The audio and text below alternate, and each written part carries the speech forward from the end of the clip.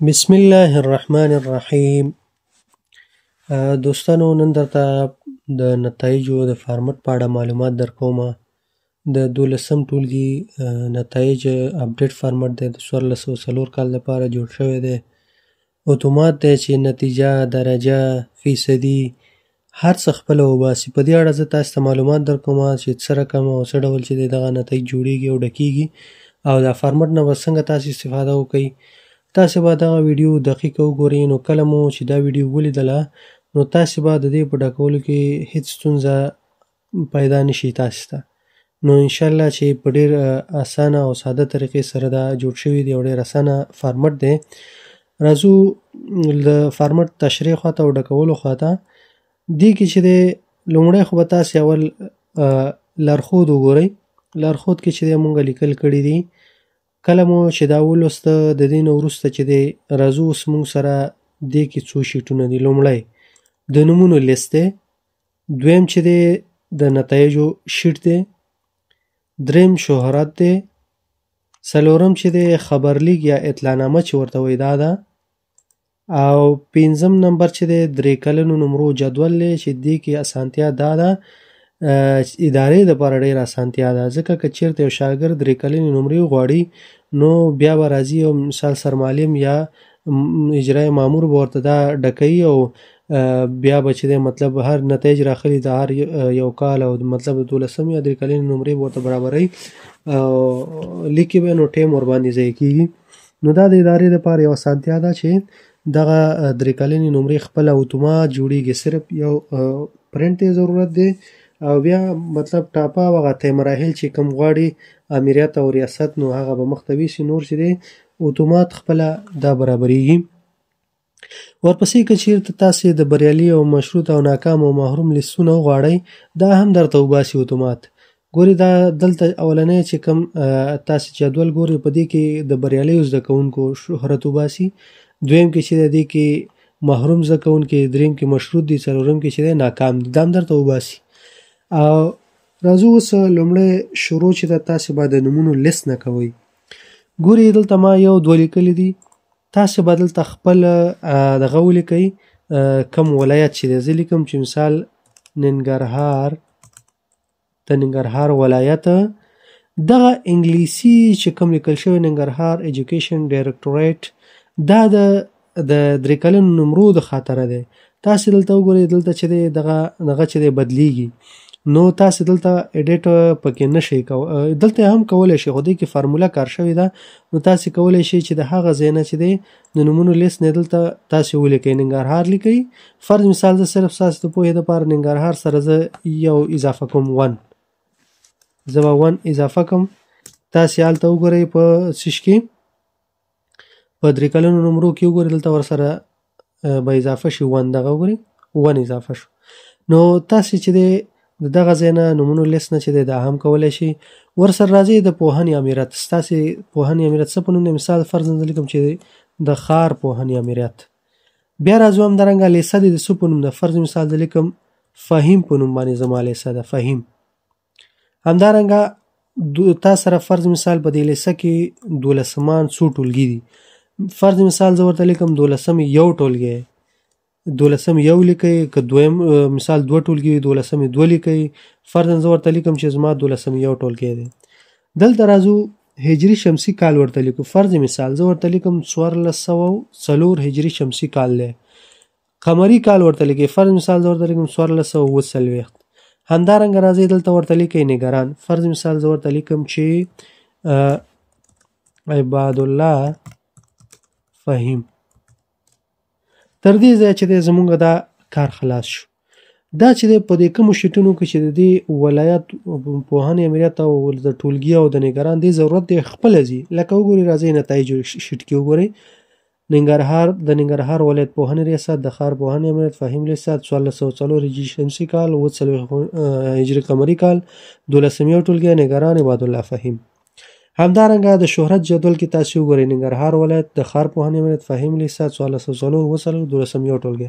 همدارنګه په خبرلیک کې تاسې وګورئ ښار پوهنې امریت او ننګرهار ولایت او فهیم لیست، دا نومونه هر څه اتومات راځي.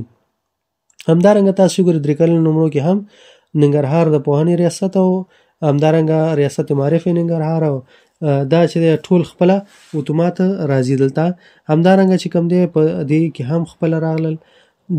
دا چې اولنۍ خبره وه چې تاسې په دې باندې پوه شوئ. دویمه خبره چې تاسې دلته نومونه لیکئ، شماره به خپله اتومات رسیږي. صحیح ده. تاسې په شماره کې چې دی کار به نه لرئ، شماره فرموله وار چې د خپله رسیږي. فرض مثال دلته لیکم چې عباد الله، ګوره شماره اتومات راغله. همدارنګه لیکئ په انګلیسي باندې عباد الله، همدارنګه تخلص لیکئ په پښتو باندې فهیم، په انګلیسي باندې تخلص لیکئ. همدارنګه د پلار نوم لیکئ، ورپسې چې د نیکه نوم لیکئ، د پلار نوم، د نیکه نوم، اساس نمبر لیکئ. فرض مثال د اساس دی دومره. صحیح شو. همدارنګه تذکرې ګڼه دلته لیکئ. دې خوا راځئ بیا چې د زیږېدو کال لیکئ، دلته چې د ولایت او ولسوالي لیکئ. ورپسې دلته ښوونیز کال، دا په کم کال کې زده کړه کوي. مثال 12 چې دی په 1404 کال کې، دلته به تاسې ولیکئ څو کال؟ 1404 کال. که مثال فرض تاسې هر یو کال ولیکئ نو نتایجو شیټ ته به خپل اتومات همغه کال ځي او انتقالیږي به. دې خوا راځو بیا دلته موږ سره 4 جدولونه دي. ښه، لومړی جدول چې د 12 ټولګي 4 میاشتنۍ ازموینو نمرې دي. دویم جدول چې دی هغې کې کلنۍ نمرې دي.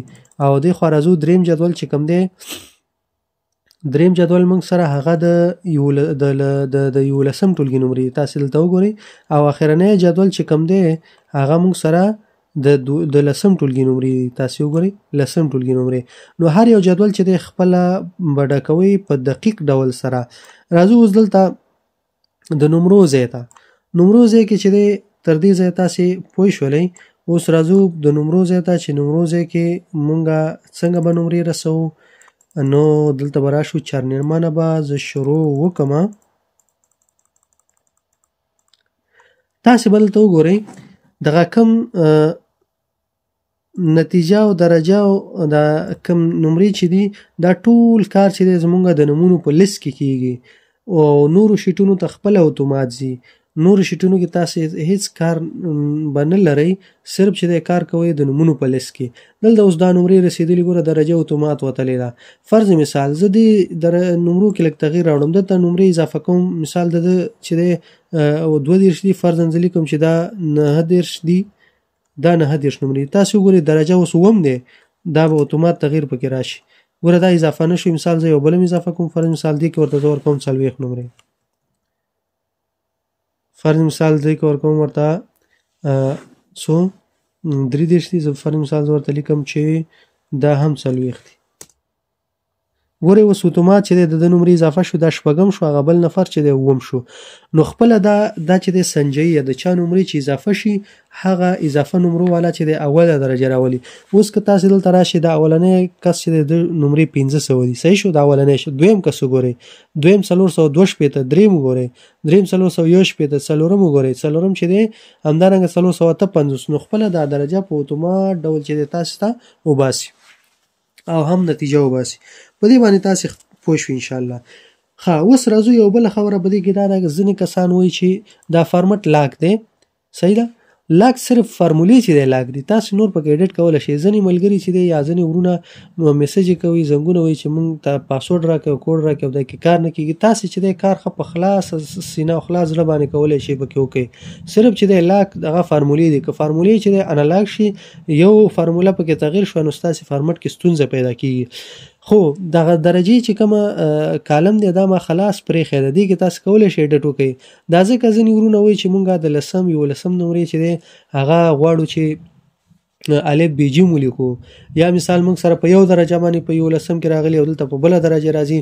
نو تاسې کولی شئ په خلاصه سینه دې کې ایډیټ وکړئ. فرض مثال دا دریم دی، ته وایي چې نه زه دلته 10 لیکم په لاسي ډول باندې، خو 10 چې دې ولیکه د دې هغه درجه چې کومه ده هغه کومه فارموله چې دغه ختمه شوه، نو دلته بیا چې د فارموله د دې سیل نه ختمه شه، دا زه کنټرول زیډ کوم ځکه دا چې د فارموله ده. نو که چېرته تاسې دې کې لیکل کوئ بیا به فارموله د دې سیل نه ختمیږي خپله اتومات ډول سره. په دې باندې هم تاسې پوه شوئ. راځو د ناکام زده کوونکي، که چېرې تاسې ټولې خانې چې دی یا لږې خانې تاسې صفر کړئ. مثال زه دلته لیکم 0، ګورئ 0 مې ولیکه، ناکام 0 0 0 څو خانې چې تاسې 0 ولیکئ نو دا بس ناکام حسابېږي. صحیح شو. یا چې کوم دی دې کې مثال یو کس چې دی د 16 نه 14 نه کم مثال فرضاً دې کې 15 ویوړي تاسې وګورئ دلته په خپله اتومات ورته لیکي ناکام 15 ویوړي ناکام ورته لیکي ځکه دا 4 نیمه ازموینه ده. همدارنګه اوس راځو محروم ته. محروم چې دی که چېرته تاسې دغه د کمې خانې چې د نمرو دي همدغه تاسې په بیک سلش باندې قید کوئ. بیک سلش زه درته د کیبورډ نه هم دا ښیم چې بیک سلش کم یو دی. ځینې ملګري چې دی بیا د بیک سلش سره ستونزه لري. ګوره دغه یو بیک سلش دی. زه دلته کلیک کوم او دا بیک سلش لیکم یو دانه به ولیکو کنټرول انټر سره دا ټول لیکم. ګورې اوس چې دی دا ټولې خانې ډکې شو. زه یم چې نه دغه کمې خانې چې د نمرو نه دي دا لرې کوم دې نه. صحیح شو. دا مې لرې که دا مې لرې که همدارنګه چې دی دا لرې کوم دا لرې کوم ځکه چې نتایجو شیټ کې به موږ سره خانې تشې پاتې شي. تاسې وګورئ دلته یې ولیکل محروم. نو په دې طریقې سره تاسې چې دی محروم زده کوونکی راویستلی شئ. اوس راځو د ضوابطو حاضرۍ ته. حاضرۍ ضوابط چې دی دلته تاسې به ټولې ورځې د ښوونیز کال ولیکئ 4 نیمه پورې چې کومې دي. مثال فرضاً 4 نیمه پورې 110 ورځې شوې تاسې به دا انټر کړئ. کله مو چې انټر کړئ دې ځای نه چې دی ښوونیز کال خپله وځي. کله چې تاسې ناسوب ورته ولیکئ که مریض او رخصت ولري هم ورته ولیکئ لیکلی شي. فرضاً دا کس چې دی ټوټل 110 ورځې دي دا فرضاً دا پکې 20 ورځې غیر حاضر دي. تاسې انټر کړئ وګورئ خپله اتومات چې دی دا 90 ورځې صوب شو. مثال 15 ورځې اوس فعلا حاضر دی او 15 تور دی چې نه دا 10 ورځې څنګه شو دا غیر حاضر دی نو اتومات 100 ورځې. نو په دې طریقې سره تاسې به صرف سره سوئ ناسوب ناروغ رخصت کوی لري دا به رسوئ. ورسره که چېرته تاسو سره کم شاګرد معذرتي راغلی وي تاسې دلته وګورئ په دې سیل کې ګورئ که چېرته زده کوونکی معذرتي وي نو له دې خانې څخه انتخابېږي. تاسې راشئ دې ځای نه معذرتي ورته انتخاب کړئ. دا به درجې نه ووځي او دلته به ولیکل شي معذرتي. معذرتي هغه زده کوونکي ته وایي چې د ګرمسیر نه سرسیر ته تللی یا د سرسیر نه ګرمسیر ته تللی وي. نو په دې باندې هم تاسې پوه شئ. دا به بیرته زه لرې کړم تنې نو کله چې بیرته لرې کړئ بیرته به خپله درجه واخلي. بیا راځو دې خوا د 12 ټولګي کلنۍ ازموینو نمرې عین 4 نیمه په شانتې دا ډکېږي.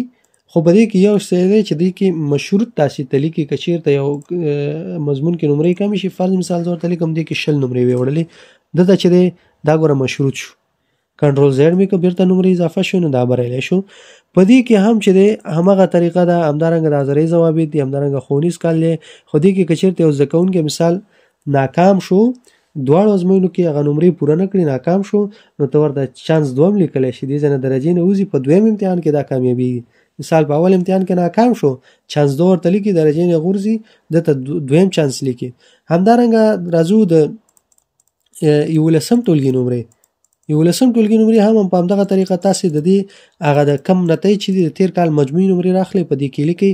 دې کې هم درجه اتومات وځي. همدارنګه درجه کې تاسې کولی شئ خپله ایډیټ وکړئ. همدارنګه حاضري ورته تاسې لیکئ.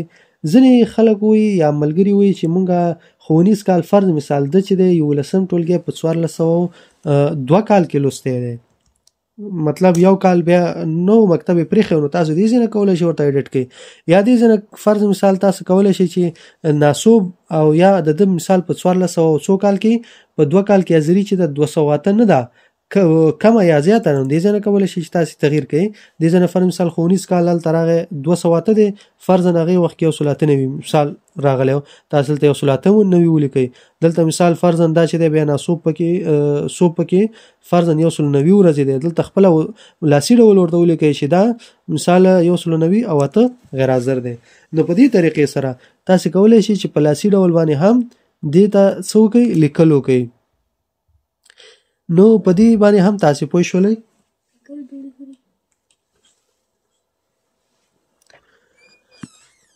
دلته تاسې هم پوه شئ په دې باندې دې کې هم چې دی که چېرته یو زده کوونکی په اول امتحان کې ناکام شوی وي دویم امتحان کې پاس شوی وي دې ځای نه تاسې ورته چانس 2 انتخاب کړئ. کله چانس 2 انتخاب کړئ درجې نه غورځي خپله ورته اتومات چانس 2 لیکي. همدارنګه په لسم کې هم همدغه عین شی خبره ده. نو تاسې کله چې په دې لسم کې هم همدغه شی تکرار کړئ نو په همدغې طریقې سره د 10م هم ډکیږي. تر دې ځایه هیله ده چې تاسې پوه شوي یاستئ. اوس مهمه خبره او اخرنۍ خبره چې کوم ده هغه د څه شي ده؟ د عکسونو ده. اوس چې د عکسونه صاف ډول لګول کیږي په نتایجو کې، نو کله چې تاسې عکسونه لګوئ د عکسونو طریقه څه ده؟ تاسې به عکسونه راواخلئ او د نتایجو په شیټ کې به عکسونه ولګوئ. فرض مثال اوس دلته ګوره دغه یو عکس لګېدلی دی. کله چې تاسې په نتایجو شیټ کې عکس ولګوئ، د هماغه مربوطه شاګرد شماره مثال اول نمبر دی، د خبرلیک ته خپله اتومات رسیږي، درې کلنې نمرو ته خپله اتومات رسیږي.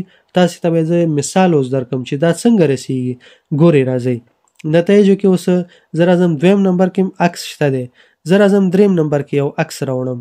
خو دې دپاره به زه راشم یو عکس به زه راواخلم. فرضاً زه داسې کار کوم چې یو سکرین شاټ به واخلو چې تاسې پوه شئ ورباندې. سنیپینګ ټول باندې به زه یو سکرین شاټ واخلم. د دې زه یو سکرین شاټ دغه هم راخلم. دا عکس زه غواړم چې څه وکړم، دا عکس زه راوړم په څه کې، دا سیف کوم په ډیسکټاپ باندې مې سیف کړ. زه همدغه عکس راوړم چې تاسې ورباندې پوه شئ. ستاسې د پوهې په خاطر باندې زه داسې کار کوم.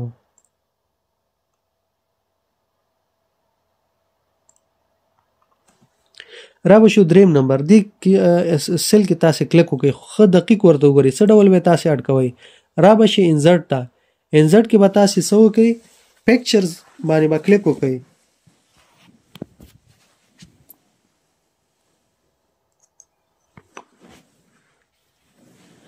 کله مو چې په پکچرز باندې کلیک وکړ، دلته به راشئ پلیس ان سیل به واخلئ. ګوره پلیس اوور سیل به نه اخلئ، پلیس ان سیل به واخلئ.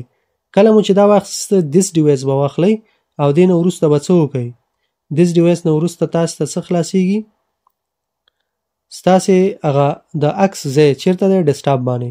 زه غواړم چې دغه عکس دی دا زه راوړم، دا زه انزرټ کوم. دا به انزرټ کلیک کو. دا عکس به په دې سیل کې راشي.